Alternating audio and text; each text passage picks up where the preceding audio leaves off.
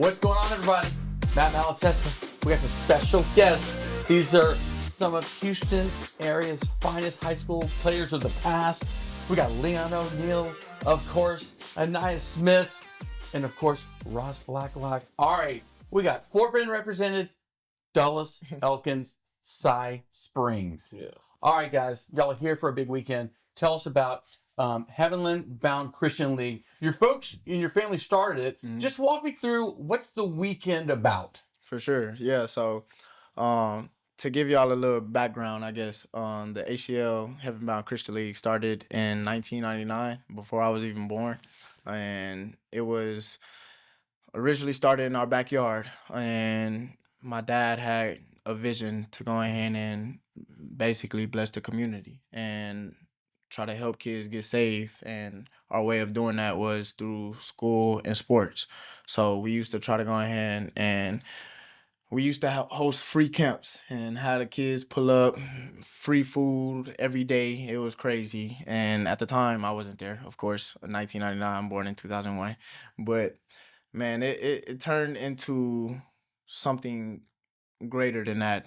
At first, it was just to help kids get saved. And now, I guess you can say, people look at us for like recruitment and wisdom on how to get recruited and things like that.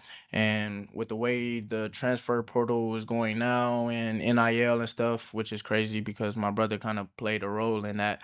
But now it's like it's tough for kids to go ahead and get looked at, especially with the transfer portal. And now JUCO, you can go to JUCO and have all your years of eligibility. So with this right here, it was originally, I guess you could say, kind of my idea. It was definitely a team effort, but I had thought that it would be great to go ahead and give kids nowadays an avenue to go ahead and get recruited, to get looked at, to get scouted. Because I'm pretty sure when all of us were going through our recruitment process, we had to go to camps. We had to do all types of things to go ahead and get looked at, 7-on-7, all types of stuff, right? So now it's like there's a big emphasis on 7-on-7, and the camps that kids go to now is more like invite only, and they're looking for the top guys and whatnot. And most of the time, 3 stars, 2 stars, they get overlooked. And I was one of those guys. And I just feel like there's a lot of entitlement now that goes on with these college athletes, thinking that they can just do whatever they want because whoever is paying the most money, that's who they're going to go to. And a lot of kids nowadays don't necessarily have that opportunity. Some of these schools don't have the money that some of these big time schools have. So my whole thought process was to give kids an avenue to be able to get looked at, kind of get scouted, get their profile out there, get their name out there, and really just show their skills and compete. So you've got the camp, you've got, I think, a golf tournament also. Yeah, so dinner. Yeah. This is the Silver Legacy anniversary. Yes. I mean, it's been around. It's a very established, especially in Fort Bend and with, college and pro athletes. Why did you guys get involved? What really kind of pushed your button to say, hey, this is something I want to be involved with? Well, we got our relationship is real close. Yeah. So it's cool, like seeing him like go to the Super Bowl, do all these things. But I watched the beginning. I watched his family. I watched how they love people, and like they really got they put all their energy on God. They put all their energy on God, and they literally like invest into you as a person. And so like seeing that, and then watching Ainias transpire to what he was, I seen Mo already. It was like a no-brainer for me to be a part of it. You know what I'm saying? Like I'm getting older, I want to make sure I'm around the right crowd, right people, and they support the same thing I support. And I know like God is like our savior. So if I could like be around these kids' lives, some shape and some form, and help them get to another level, I'm all in. You know what I mean? I'm all in, no question. And so they told me about it, and I was like, yeah, like in a heartbeat, Yeah. So they the type of family you'll jump off a cliff for it just because like they faith and how they move with you. So it was a no-brainer for me. Well put. Ross, what about you? Kind of to piggyback off Leon, amazing family. Dude comes from a great home. Brother comes from a great home. Played against his brother one game in college. So just being able to help the community and continue what the good work of this family's been doing, um, it's always about the future. And then if we can always pass our knowledge down to the youth, let them grow, show them there's another way, there's other ways to, get your name out there and just, be successful at the end of the day. It's all about extending your purpose. And, at the end of the day, that's all you want to be. Like that. The game is different. The recruiting game is different. And you're right. It's so much harder now for high school athletes. No, I'm not sure it would be that hard for y'all in this day and time. But it's that kind of upper crust that gets all of the offers, the NIL. It is, I know, Ainias, when you were going through, it took a little bit of time to get it, completely rolling as a recruiting game went. But what did you learn the most in the recruiting game when you were coming through? Was it, I feel like it's a relationship business sometimes, and you got to pick the right spot, but it's the relationships could change, coaches can move around. What was your journey like in the recruiting game? I was pretty heavily recruited. I had maybe like 30, 40 offers maybe coming out. A lot of options. God bless me, a lot of options, but it was a lot about relationships. At least for me, it was. I tell people this story all the time. I never dreamed of going to TCU. That was that was the first school I ever visited in my life, and I remember my mom telling me, "I'm gonna go to this school. It's the best place ever." She's like, "It's the only college you've been to first. You got so many places more to be." Fell in love with so many other places. LSU was always my dream place, but things didn't work out later down the road after I was committed. But I come back on commitment day. I got to commit on TV. The night before, I have no idea where I'm going to college, but I just know my niece is going to pick up the hat for me. So I was stuck between A&M. I really, really, really, really like A&M, but it's really petty why I didn't go to A&M because they was Adidas. I just don't like. I would love to hear. I would love to hear. I truly hate Adidas. Whoa. Gear, cleats, that was the only stigmatism about me going to A&M. Right. But I was completely sold about everything they had there. Coaches, players, facilities. The facilities are out of this world. Probably one of the best in college football. It's going crazy right now. So Insane. that night, that halftime, really that night, man, I just hear a voice, man, just go to TCU. Everything's keep coming back to TCU. I'm trying to pick through other colleges, see what the relationship and the people that were there kind of helped me mold me to the guy that I was today. Shout out GP, shout out Zarnell Fitch, Coach Loop, everybody over there, Sharp. But yeah, so my niece accidentally almost picked up the A&M hat, and I had to move her hand. Oh my gosh, man. And what's so funny is people on the outside, they're on the edge of their seat going, where's this guy going? Mm-hmm. And 12 hours before, you didn't even really know where you were going. No idea. I was probably up till midnight to figuring out now, middle of the game. But I would say relationships was the biggest thing for me because the relationship I have with my position coach, my recruitment coach, I couldn't see that being authentic anywhere else, honestly. So that was the biggest thing for me. How about you guys? What was the process like? What was that thing that made y'all choose A&M? Like, go ahead, Aggie. Go ahead, Super. So I had a lot of offers coming out. I think my first 2 years at high school, it was like I was always balling. I was always playing well, passionate about the game, but I couldn't play on varsity. So I ended up getting a chance to play on varsity. If you know the story, I pretty much lost my cousin, dedicated the game to my cousin. That same game, 30, 40 offers rained in from there. Right. And so, from there, my life changed, in a heartbeat. I was a kid from Missouri City, struggling, trying to figure it out. And then football literally, picked me up.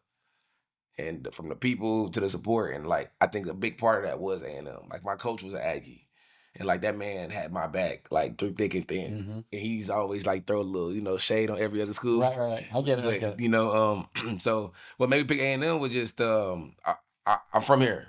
I really believed in what they had going on with Elko. I'm one of them guys who take risks. I take calculated risk. I feel like if I'm really emotion based. I think I was a kid, so I really was big on emotion. You are making emotion decisions, based. making emotional decisions. I mean, it wasn't a business. It wasn't even more business. It was like I'm gonna be all right. 'Cause I went to South Springs. We was 3-7, Right, you and were I came out. I fine. came out just fine, no scratches. So I'll go to A&M, no problem. We gonna turn it up. So it's just a manifestation. You know, I was like, okay, bet I see it. Number 9 is what I'm gonna do, and man, it happened. It happened. You know, and I balled out up there, and Ainias, just him coming into the school. Like these are all my boys. Like we Right. all like kind of in some way, shape, or form grew up together. And we all come to the same school. That's what I like. Vision. So now we play LSU. Everybody got Louisiana pride. Everybody got Georgia pride. Everybody got, you know, I wanted Texas pride. Right. Texas. And it's the reason why I didn't go to, you know, to down the street to Austin. Yeah. So A&M was the option for me. Yeah. Man, crazy thing is this guy right here actually kind of played a part in me coming there for sure. I had my recruitment process was a little different. You know what I'm saying? 3-star. It was cool. My first offer was actually the University of Georgia. I thought that after after you get that first big boy, that everything was going to flow in, and part of that played, or my brother kind of played a part in that thought process, because when he first got offered, I believe his first offer was like LSU, I believe, or somebody huge, and I'm like, after that they just started rolling in Bama, UT, like all these different people, right? UT was actually a little late, but anyways, my whole thing was, it was Duke, A&M, Yeah, I said, and it was Georgia. Duke. It was Duke. Yeah, them was my top 3, and I'm on the phone. Like, okay. Hey, don't go. Hey, I'm telling you, like, you're gonna be all right. Mo called me, damn near about to bully me. Hey, you better make sure my brother's straight. I said, Mo, you got my word, bro. He gonna be straight up here. Like, no, for sure. But man, it was a wild experience for sure. Just like Leon, I had faith in what A&M was doing. You know what I'm saying? Jimbo came in and he had a real good vision for me, and his way of thinking, or his way of wanting to play me in the system and whatnot. Didn't really know if I was going to be on offense or defense, but he knew that I was going to be somewhere on the field. And another thing on top of that was, man, it was pretty close. You know what I'm saying? That was another thing. Not too far, not too close to where people can just pull up on me. You know what I'm saying? You feel me? So it was cool. It was cool, but man, really the people, you know what I'm saying? The people played a real big part. A lot of my family members, close friends, they went to A&M, and they used to always tell me, like, once you get done playing, whatever happens, like, A&M gonna always take care of you. You know what I'm saying? And you'll always be able to have a job if you get that ring, and all these different things, right? And as a jit, I'm just thinking, like, my pops had told me, he was like, you want to go somewhere that you want to, like, live, that you like to be at. Yeah. And at the time, Duke, they had community dorms and whatnot, so I had to go walk down the hall to take a shower and stuff like that, and that was on the back of my mind. But other than that, it was A&M for me, to be honest. I knew that I would be able to have an opportunity to go do what I wanted to do in the NFL, and then on top of that, being able to be successful after the field. So, hey, Mo, he won a Super Bowl, by the way. Yeah. I think. So, all right. So, Ross, you come out of Elkins, big man on campus at Elkins, and then you go to TCU. Is it like you're kind of restarting over again? What was the biggest transition from high school to college? Knowing that you're a man on campus at your high school, but now you got to be a man on campus at college. I think that transition for me was eye-opening, because I've always been the best person. No matter, I played 5 sports growing up. I was the best person, Right. every single one: track, football, baseball, basketball, swimmer. I did everything. So going to college and just thinking like, yeah, I'm the man for real. So I'm just gonna keep doing what I'm doing, but the work just gets harder. I was a lot heavier So I was a little chubby. So getting all that weight off, um, and really mentally pushing yourself to that next level was that that one hurdle that I had to get over fast. I remember we were doing summer workouts one day and we was in the sand pit and like this workout seemed like it was never ending. It was always something and I almost tapped out. I remember like in my room contemplating taking the bus home. Like and I've never been like that in sports. And my mom was like, "You come back home, you ain't got nowhere to stay." So I'm like, "Okay, well, I gotta stay." I guess I'm staying here. It was just a thought, you know. But that transition though was really just tapping into your next, yeah, that next button that you needed to get over the hump and that mental stress you need to put on yourself. So I would say that. Well, it's funny, like Michael Brockers we had in here, played 10 or 12 years in the league, went to LSU, same guy, big defensive lineman, goes to LSU, and he's like, you don't understand, there's no transfer portal. And he did the same thing, call his mom and goes, I don't know where you could, you're not coming back to Chavez High School, you're not coming back to Hobby Airport, you stay in there. But he said, man, it's when you get there, everybody's as good as you are. And you're like, I walk looking around like, holy cow.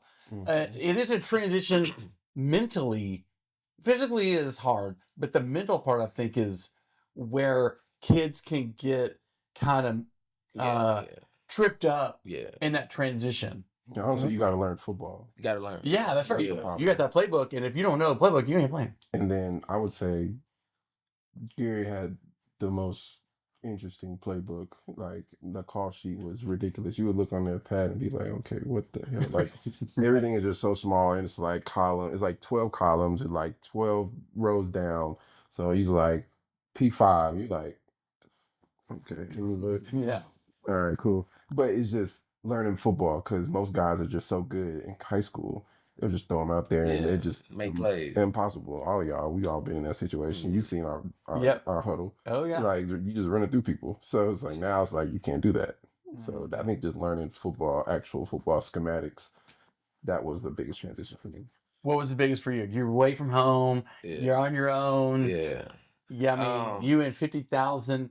You're in 50,000 kids that are all your age. I like football because it's humbling. Like it's humbling. I think I had a lot of like big head on my shoulders. Like I dealt with a lot of like I got offered early. I say I always been that guy. I always worked hard. I was always confident. Like to the roof fall off. Like I got humbled a lot, even in college, because it was just like we playing them guys. We playing LSU. We playing Georgia. We playing Clemson all in the same year. Yeah. And I got to start. Okay. You know what I'm saying? Like I had Dono in front of me my freshman year. Donovan Wilson, he was the Cowboys. Had him in front of me my freshman year. And I'm like, oh yeah, I didn't like sitting down. I didn't know how it felt to sit down. Like, he know, I used to get mad at the coach all the time. Like, I was pissed. Like, games, like, I'm trying to knock somebody's head off because I want to play so bad. And then we played the last game. I ended up playing well. It was my first, like, taste of blood. Then it was like, you know, you do question, can you do it? If you sitting down so long, you like, I want to prove it. I know I could do it, but you question it still. Then you go out there and you do it. Then it's like, when you make you want it more and more and more. I realized I'm 26 now. I was a baby. The more you learn about the game, concepts, what people like to do, it's an edge. You want an edge because everybody's super talented. Yeah. Like when you covering, how long you gonna stay square? Where's your eyes at? You know what I mean? Like stop making it so much more than just the moment. The moment make you forget everything you went over and trained over. So I think for me it's just the consistency. Yeah. Over time. Yeah. You know what I mean? So that's my biggest thing and my biggest jump, I think, as I went. So How about you and I? Like, you kind of had the luxury because your brother had already been there, Right. so you kind of knew what the vibe was, or what to expect, maybe a little bit more than everybody else. But what was the transition going to A&M like? Because it's a big jump, Dulles to A&M. Most definitely. college was easy for nice. Nah. I'll say Drop it. one thing that I'll say was different or that I had to learn was time management for sure. How to prioritize your time when it came to school, because they didn't really prioritize school for real. They prioritized that ball. Football. And when it came to still having to do work, like it'll be nights, it'll be like 10 o'clock, 11 o'clock, and I'm just now starting my homework. Or, you know what, let me go ahead and watch some film, Right. and then I'll put my homework on till tomorrow, whatever the case may be. You know what I'm saying? So learning how to really prioritize my time when it came to working out, when it came to whatever. And then on top of that, man, being a leader amongst other leaders was different. You know what I'm saying? Granted, I had my brother and whatnot, so and we had the Heavenbound Christian League, so I knew how to be a leader. But then stepping out of that comfort zone to really, I guess you could say, try to take over a team and build a culture. That was a little different for me because nobody gonna follow if you don't stand on it. right, exactly. And it was tough. You know what I'm saying? It was tough trying to come out that comfort zone and try to lead other men that didn't necessarily always want to be led. And some guys did, you know what I'm saying? But it was just it was different trying to manage that. But it was cool though. I mean, I learned throughout the process that you got to stand on what you believe in. You know what I'm saying? And I'm not going to lie, Leon helped me. Leon helped me throughout that entire process because he didn't really care what people thought of him. And I was like, man, if I can have that mentality, then it would be crazy. They thought I was weird why I love football so much. But see, You know, he pulled me one time. He was like, "Hey, bro, you know, there's other stuff to do in life. Like, bro, you ain't gotta like put so much on this." And I'm like, "Nah, bro." It's like, nah. no, for sure. But yeah, it was a great experience for sure. Biggest influence, like who is kind of your biggest influence from Little League all the way to now? Think about that. Like who are you playing for, and who has really been there for you through all the trials and tribulations? Definitely my family. Mom, dad, sister. You know, they my lifeline. So whenever I'm down, whenever I'm low, I lean on them the most. Inspiration wise, probably my dad. My dad was a hooper, big time hooper. Played 18 seasons with the Globetrotters, coach with Globetrotters.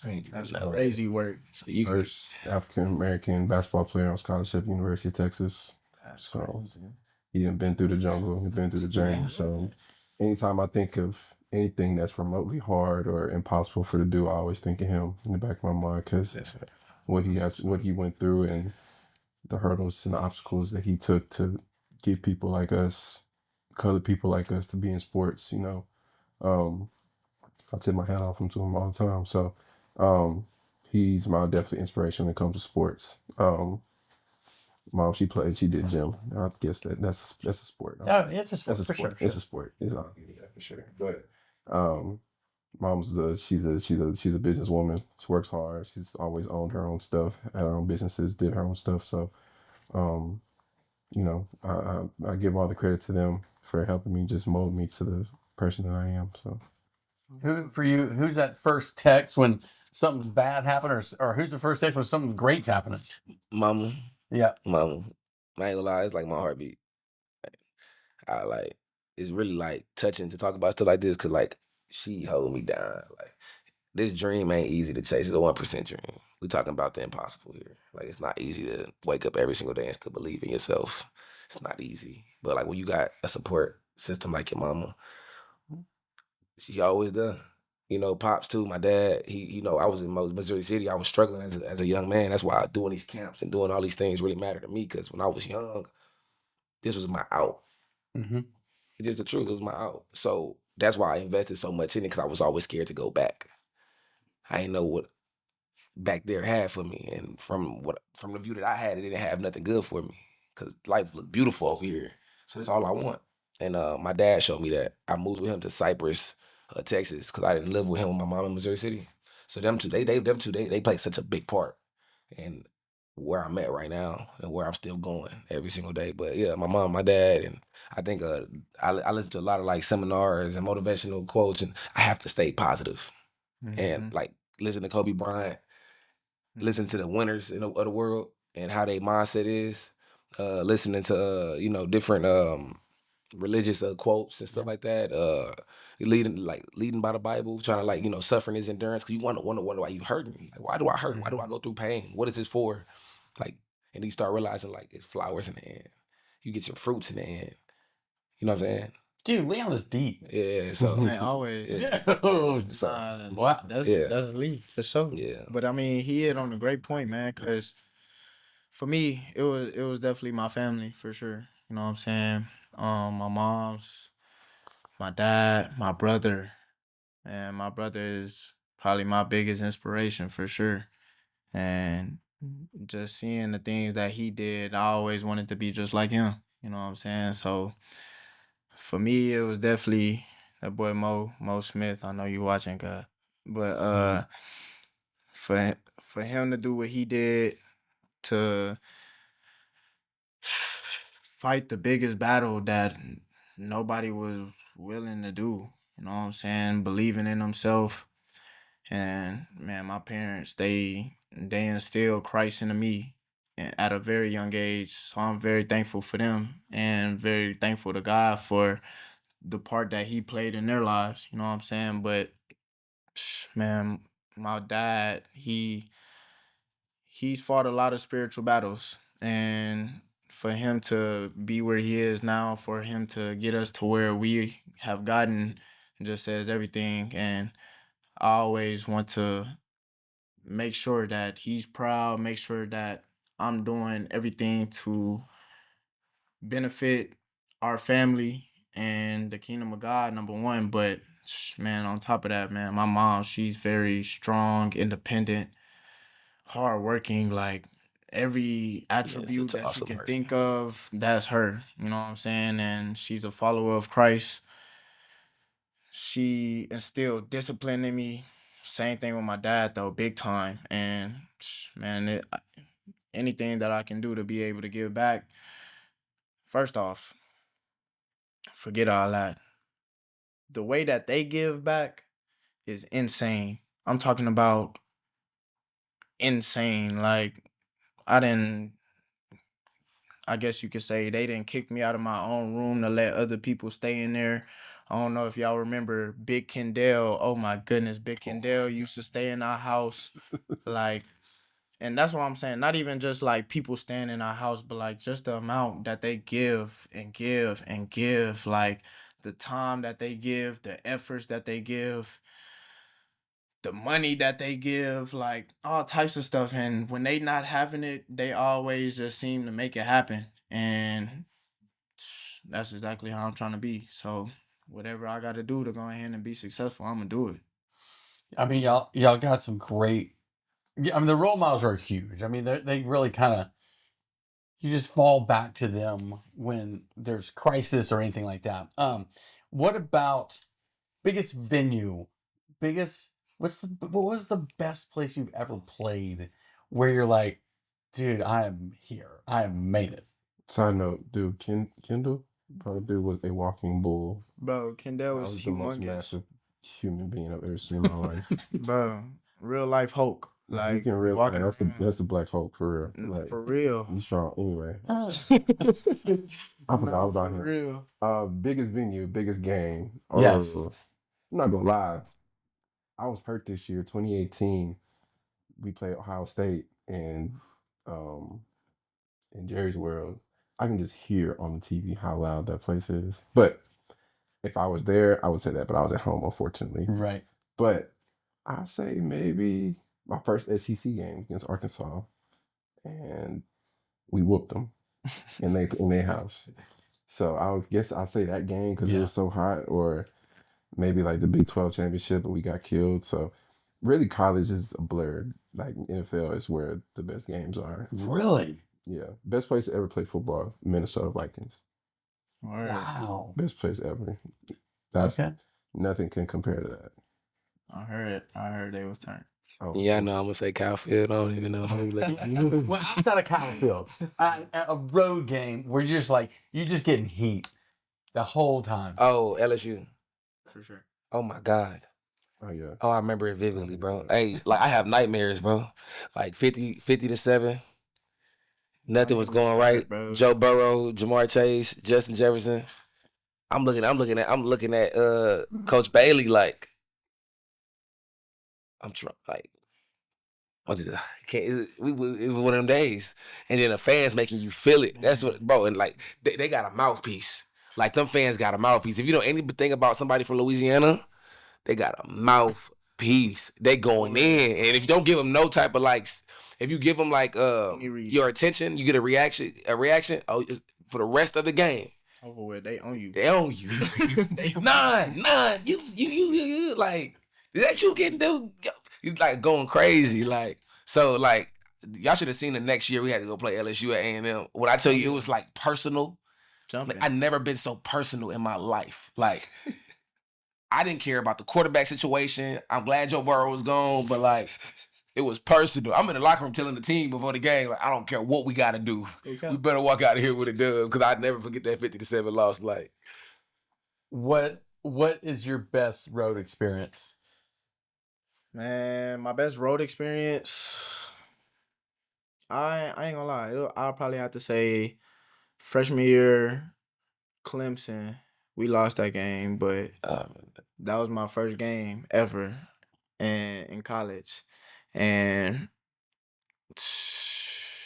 mind you, I was coming off a concussion and whatnot.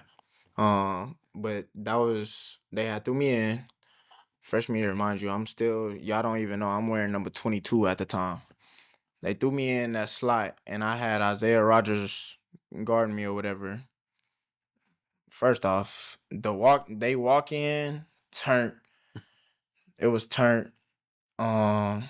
Anyways, I had a little corner route, and it was third down. I didn't get the rock, but I beat him, and I was like, okay, yeah, now I'm here. And then my dog, Jay Sean Corbin, had went down, so I had to go back there for kick return. And, boy, they was on me back there.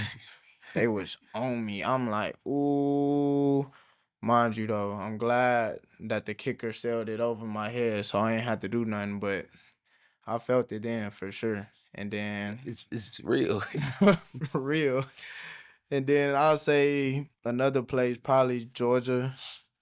My freshman year, Georgia was turned. It was a rainy game. Yeah, I remember that. It was crazy. And that was turned. They had the black light. It blacked it out and then Georgia. Turned the red lights on. That was a crazy game for sure. But, SEC got bro, SEC was turned, bro. SEC is turned. But he was trying to jump over people, all type of stuff. Yeah. But I ain't gonna lie.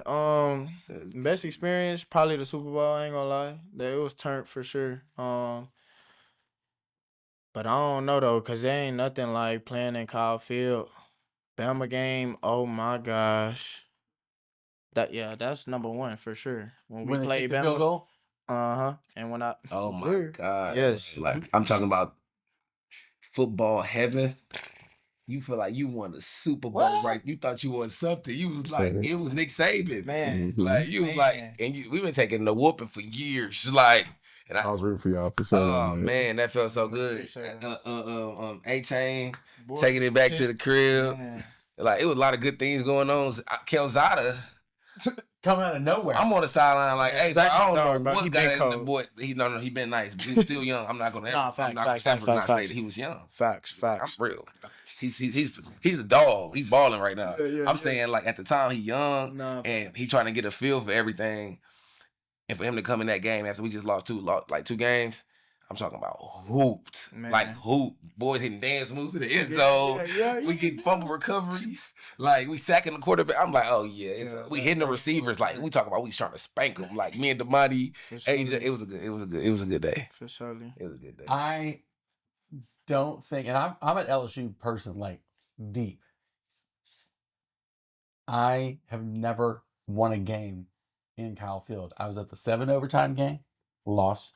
I was at the game. I think it was you and was it Wegman, the quarterback? Seawig. Mm-hmm. And y'all beat us. We were. I was hurt that game. I know exactly what you're talking about. Moose went insane. Yes. Oh, dude, I've been devastated at Kyle Field many freaking times. But NIL changing it, man. It's changing. Y'all missed that window by a little bit. It's so weird going back to school. I mean, isn't it? Like it's so different. What if you could NIL a product? What would it be? Sports drink.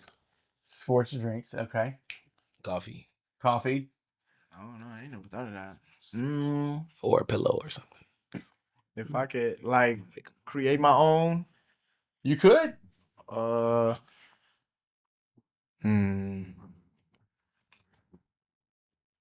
don't know. This is an easy question.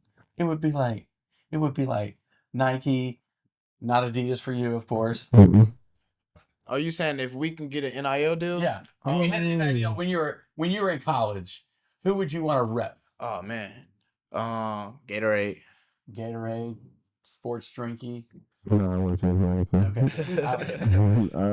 You would change that. I would really like.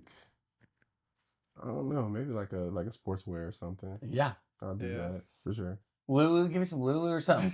You look good. Lululemon. You Lululemon. But I do like when you stay on brand with the Wake 'em Up 9. Yeah. I do love the Yeah. coffee and the pillow. Yeah. That is marketing. Yeah. 101. You know, a Waffle House or something like that. You know? Man. I'm trying to get a Waffle House in College Station. Come on, Waffle House. Stop playing. That's got a Waffle House in College Station. That is kind Why- of why- bro. Waffle House is Y'all everywhere. still got that copy bridge?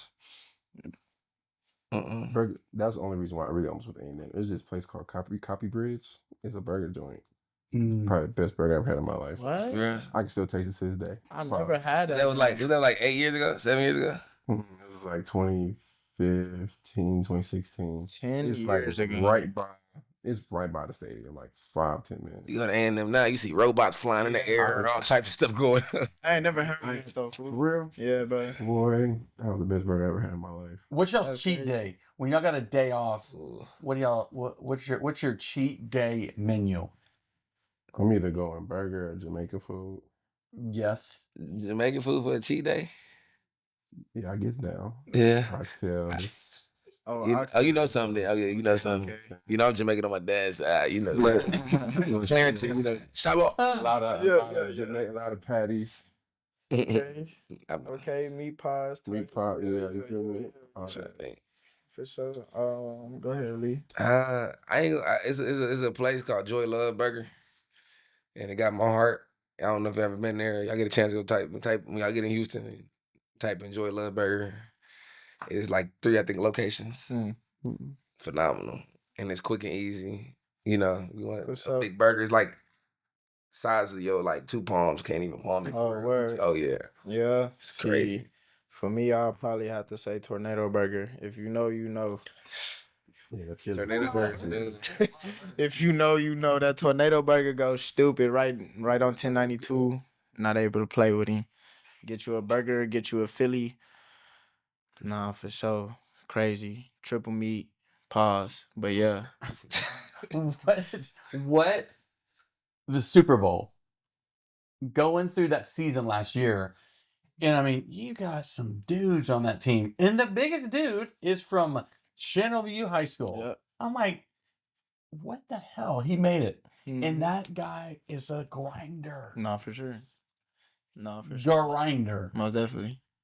What did you take away from him? When you get to Philly, did you say, hey, this could be the year, or did it take some time? How is it getting woven into that community? And then when y'all start taking off, you're like, dude, we can win this thing. What was the Philly experience like? Because their fans are crazy too. Nah, Good for or sure. They I hate I ain't gonna lie, they probably worse than any fans that I done met. No cap. No, I've seen them Okay. grown men like emotional. Yeah, They're bro. nuts. Like, yeah, they're bad. They good and bad. Like Philly was crazy. Let me say this. Philly is crazy. Not was. Philly is crazy. Not gonna lie, when I got drafted, I kinda already had a feeling like, I ain't gonna lie, this might be the year. Like, we might go all the way for sure. But then once I got there, the work was different. The culture was different. The Jay Hurts definitely played a part in that. A great leader for sure. Didn't miss a day. No, like OTAs, he's there. Rookie minicamp, he's there. You know what I'm saying? So he's doing it all, making sure that he sets the standard. On top of that, the guy, Man, everybody that was there, Saquon works extremely hard. I don't know why people were sleeping on him in New York. Crazy work. But he's like everybody there, they had a chip on their shoulder. So going into the season, one of our main focuses was family and togetherness. And you could see how like it was a little separation just because like everybody trying to eat, you know what I'm saying? And everybody trying to get their monies or whatever. But I want to say after our fourth game, we had a bye week. And then that bye week, everybody started gelling together. Like, hey, listen, we 2-2 right now. We can either go all the way or we can be sitting here stuck thinking about what we could have done. And from that point on, boys was locked in. And I mean, it showed. It was crazy for sure. But great experience that first year. Man, it was a lot of times where guys was just in it. You know what I'm saying? Like it was no stopping. It was no stopping. Guys was after work, like making sure they getting it in. It wasn't a lot of people that would just leave. You know what I'm saying? Everybody was there. It was a community thing. So, and then once the community got behind us, oh man, it was over with. I'm not gonna lie to you. The fans, Philly, I love y'all for sure. But like they used to like low key boo us before we even like, Setting the standard. man, what? Like first quarter, first drive. If we go 3 and out, boo, like it was insane for sure. But I mean, shoot, they held us to a high standard. And then once they started seeing like really Nick Sirianni, he started getting on them. But once they got behind us, man, it was great for sure. Man, here's the thing. College to pro, it seems like from the outside, there's such a small difference between those who are right on the cusp of being in the pros to being a 5 to 10 year vet. What is that extra little bit? And it might be health. I mean, staying healthy is a massive part of it. What, Ross, what do you think is the um that intangible maybe that gets you over the hump to stick? Small details.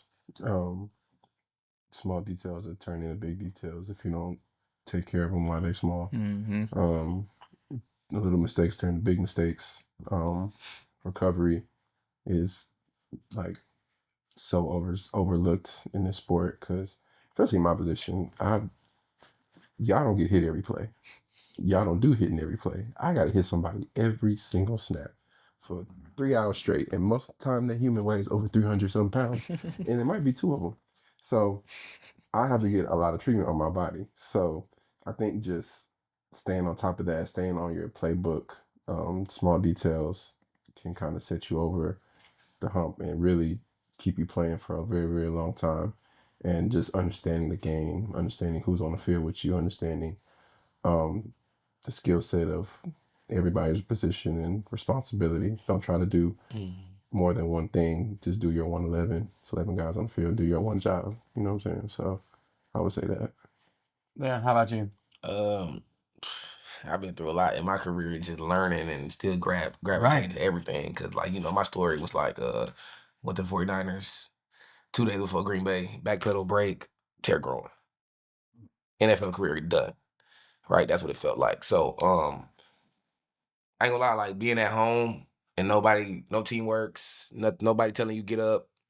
It's just you every day. No teamwork. Oh my God, like every day. And it's like you battling yourself because you don't know when you're gonna get a phone call. You don't know who's gonna sign you. You don't know when, like it's like a year, like okay, fine. A month go past, 2 months go past, a year go past. You like, yo. So I finally got an opportunity to go to Canada. I went to Saskatchewan, and that was my first, like, I think, feel for like something new. Canada was different for me, right? Then I go there, got released, play good. Thought I did, got released. Now I'm still like, oh, I'm going through it again. I don't know where my career gonna go. And then I got closer, like I said, I get closer with God, and I end up enjoying the little things more. It wasn't even about football no more. Like if I don't play football no more, it was like it is what it is. It was like being the best man that I could be. Like if I'm chasing something, I'm chasing it full speed, and it's like I don't care what nobody else says. And before you know it, when I got in the building again, I got the same team that released me. They liked me. They bring me back to Edmonton, and I'm talking about I'm killing camp. Like I'm killing them, and it's because I went to the right people for my craft. You know, like he said, little small details. Going to Ja'Cory, which is one way I shout him out. Like he the best DB trainer in America, if you ask me. And he shows you. I'm 6'2", 217 pounds when I went to Edmonton. There's no way I should be covering slot receivers in the middle of the field. No way. Because my technique picked up for my speed, I always been good at getting to the ball, but it's like, how good can he stay consistently covering? Like he said, those little things over and over again plays a part. You know, so when coach called man, you ready. You know, when 2 and 3 get close, you know how to alert, switch, and how to pick up things, understand what the offense is trying to do. Like, I had to get really, really good at the game in order for me to be treated really, really good at the game, because I'm going against a different barrier everybody else. These draft picks, right? Drafted. He can slack off. He can BS. I have no room. I'm already fighting every single day. So anyway, go to the Roughnecks just recently, and same thing. I trained the same way last year in Edmonton, in Canada. Now I got my shot in the UFL, and the work shows all UFL season, right? Like, but it's because little things he's talking about. You can't BS this, and that's what I'm going to show these kids when we get a chance to go to the camp. Like, you can't BS this. This ain't something that you could like laugh and smile at, you know. And like he said, you getting comfortable. You got NIL money, and you live in a certain way. Like, this is life, and if you BS it, you're not going to make it to the 1% of the world. You're not going to have a shot. It's hard. It's not easy. And so you got to respect guys like this, because I respect y'all a lot, because y'all, it's not easy to stay in that room.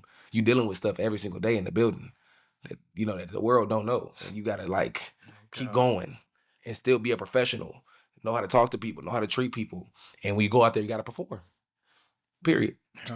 So, I mean, that's all I can really say. I just wanted to, I don't want to like not give no gems to the world. If you watching this, like, you need to lock in on whatever your craft is and stay on top of it, even when you feel like it's not gonna work. Keep faith. So that's my word for everybody with that. And what do you think?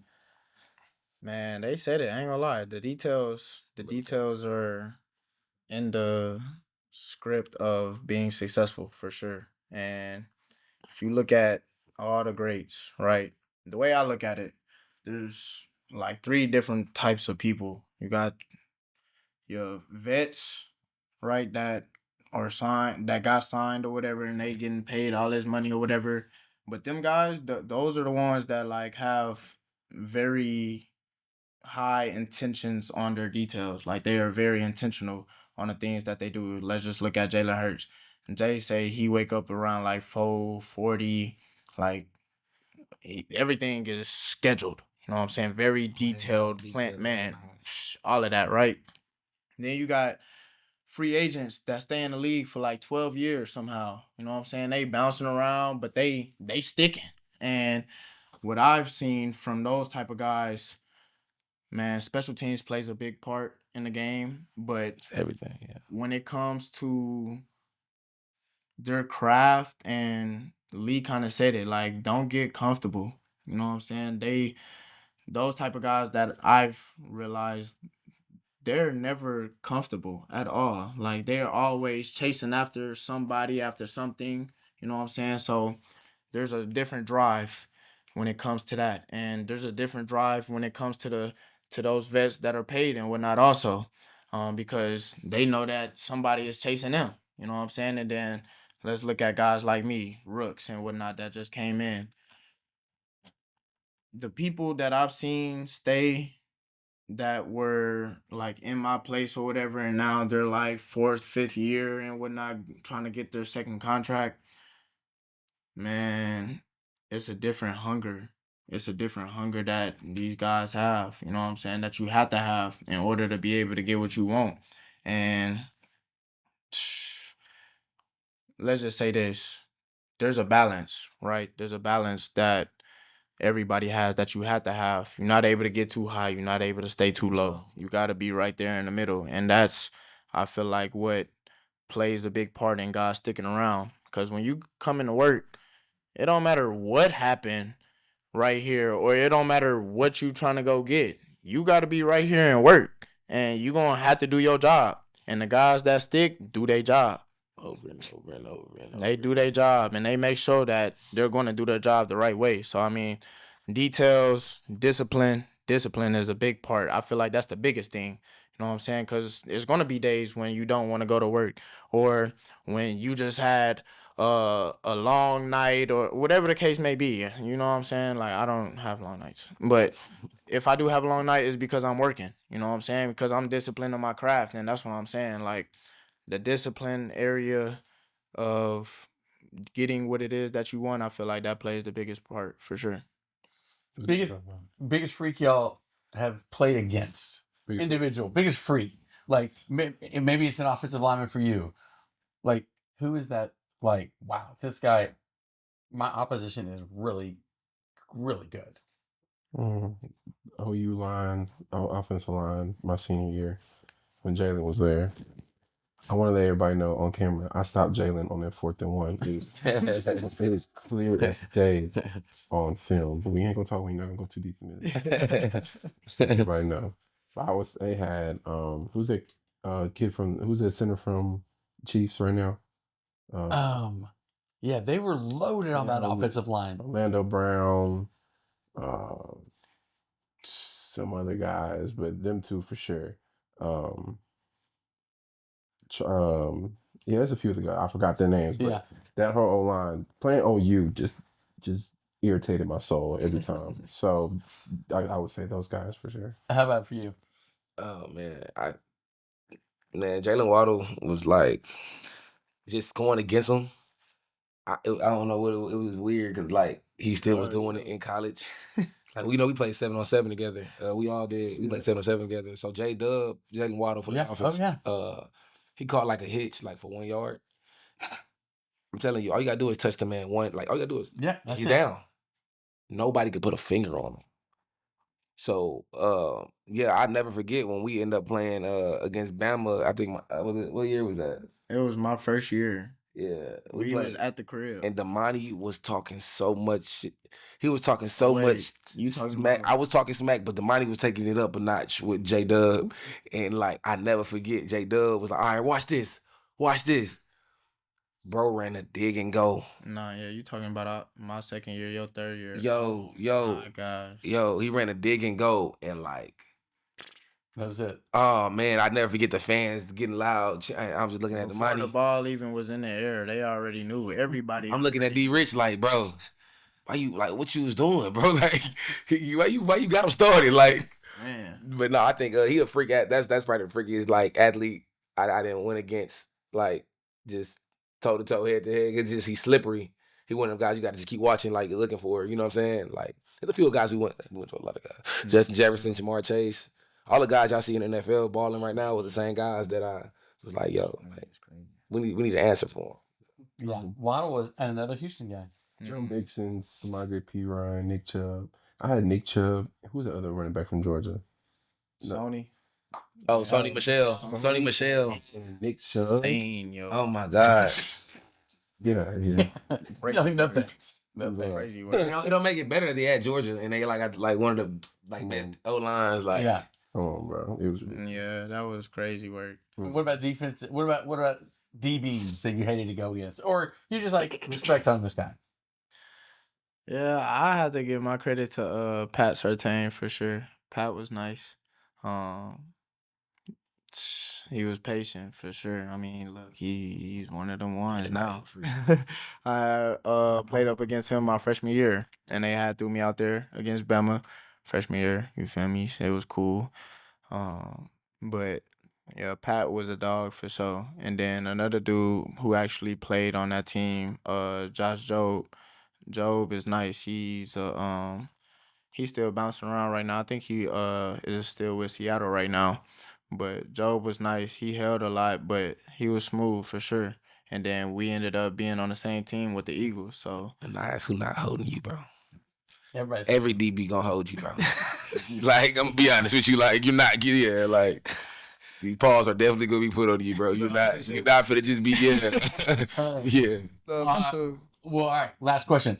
In a word, what advice would you give a kid in high school after all that you've learned up to this point? Maybe not a word, but a couple of words. I would say, um, just fulfill your purpose. Like this game puts us through so much, like mentally, physically, emotionally, pulls us from so many places and that we don't even know we had. We go through so much as athletes. Just be where your feet are, have faith, have confidence, and just fulfill your purpose. Whether that's Super Bowl, whatever, wherever your goal is, set goals for yourself. But at the end of the day, somebody came and talked to us, and he was basically saying your career is like a sponge. You want to squeeze every bit out until the last drop because you don't want to walk away from this game thinking you still have something left. So just be man, just hard work, be mindful, stay healthy, do all the small intangible things that can help you grow, but just fulfill your purpose of whatever that may be. Gotta get it all out and don't leave nothing on the table. Gotcha. I tell you, just believe in yourself. And I think it's kind of stupid to like hop in a car and not, if you don't know where you're going, not turn on your GPS. So I say make a plan. Like make a plan on how you gonna get where you say you gonna go, and stand on it. And don't be scared to fail. I think failure is inedible. We gonna fail. Like shrug your shoulders. I think in this day and age, we live in a world where judgment is brutal, and it can get us insecurities and stuff like that. I tell you, just like excuse my language, but F the naysayers. You know what I'm saying? People gonna tell you that you can't do it, or you gonna feel like people ain't really rocking with you. Believe me, when you get to balling and you doing the things that you set out to do on your plan, everybody gonna want to rock with you, bro. So just have discernment on who love you and who don't love you, and man, like I said, make a plan every single day: Monday, Tuesday, Wednesday, Thursday to Friday, and let God cook. Stay out the kitchen. All right, nice. Facts. You got the last word. I guess I got 2 words. Stay disciplined. But I really do have 2 words for the people that are getting highly recruited and for the people that aren't getting so highly recruited. So for the people that are getting highly recruited, man, understand that you are just another person. Like they don't need you. You know what I'm saying? They can go get somebody else. There's a million people trying to play this sport. So understand that like when you get there, be who, just like Ross was saying, fulfill your purpose, be who you're supposed to be. You know what I'm saying? Don't go in there trying to get comfortable. Don't think that things are sweet because it's not. Never think it can't happen to you. Man, like it's it's too many people in the world that are not as fortunate as us right now, especially when it comes to college athletes and stuff. Like, don't take this game for granted. You know what I'm saying? Don't take your blessings for granted. Take advantage of everything and make sure that you capitalizing on the small things. Everything that we've been talking about. Capitalize. Stay disciplined. Like continue to fight and push forward and keep going. Like just keep going. And for my message to the people that aren't getting the looks and whatnot, keep going. You know what I'm saying? Keep going. If this is what you set your mind out to do, don't stop because somebody else says something or because you see somebody else. And that's another thing. Like for the people that are doing this, look at yourself in the mirror and really figure out, is this really what you want to do? Because this game is not for everybody. And I feel like nowadays kids is just playing this game because it's a cool thing to do. Yeah, it's cool. No, bro. Fulfill your purpose, whatever it is, and understand that God has you in a place right now to go ahead and do something for his kingdom. Whether it's for the person next to you, whether it's for yourself, whether it's for your family. Accept Christ for who he is and what he's done. And I promise you're going to be all right. All right, big weekend. Heavenbound Christian League. 25th anniversary. I know your folks that started this thinking, I cannot believe those 25 years went that quick. Great representation here. Some of the best in Houston. They've been on these covers of VYPE. We've seen them for so long do their thing in the high school world, in the college world, now in the professional world. Kudos to y'all, man. Great Appreciate you. message. And I'm telling you, for high school kids, if you do nothing all day, put Netflix away and watch this podcast because it's so informative because y'all have done it. Right. And there's nothing you can say about those who have experience in what you're trying to chase after, Yeah. like these three guys right here. All right. Hey, this is Matt with VYPE. We'll see y'all at the games. What's going on, everybody? Heavenbound Christian League, we hosting our 25th anniversary. Man, y'all pull up. We have the ACL camp, well, my showcase exposure camp here coming up on the 4th. Then we also had a big time gala celebrating our 25th anniversary. Make sure y'all come, show support. And if y'all have ever been to the ACL, we'd love to have y'all back. There's a lot that we're doing, especially for the gala. It's going to be so much you're going to get exposed to. Outside of the fact you get a chance to get the vision of what it is that we're doing that's going to impact the community forever. So you really want to be there. You really want to be a part. You really want to see what it is that we're doing because it's more than just this weekend. We're talking about something that's going to impact people for the rest of their lives. We got another 25, 30, 40 years to go. So we're just celebrating the first 25. We give you a chance to get a snapshot, but then how you can be a part of it to impact the future and the rest of the, the folks that's coming along. Another thing that we have coming up on the 4th, which is all tied into the camp. Before the camp kicks off, we'll actually have a symposium where we'll have our college coaches be able to come in and talk to the parents and the kids about NIL, the transfer portal, and where the game of recruiting is going. So you don't want to miss out on that. Registration starts at 9 o'clock. Be there pretty early, 8:30. You know what I'm saying? Parking. It's gonna be hectic, you know what I'm saying? So make sure you get there a little early. Bring your cleats, bring your shoes, bring some water. We'll have water for y'all, but make sure y'all are there. It's gonna be a great day. For all this information, make sure you go to aclsilverlegacy.info to go ahead and get registered for the camp, to go ahead and sign up for the gala and purchase a seat. Everything that you'll need will be found on aclsilverlegacy.info.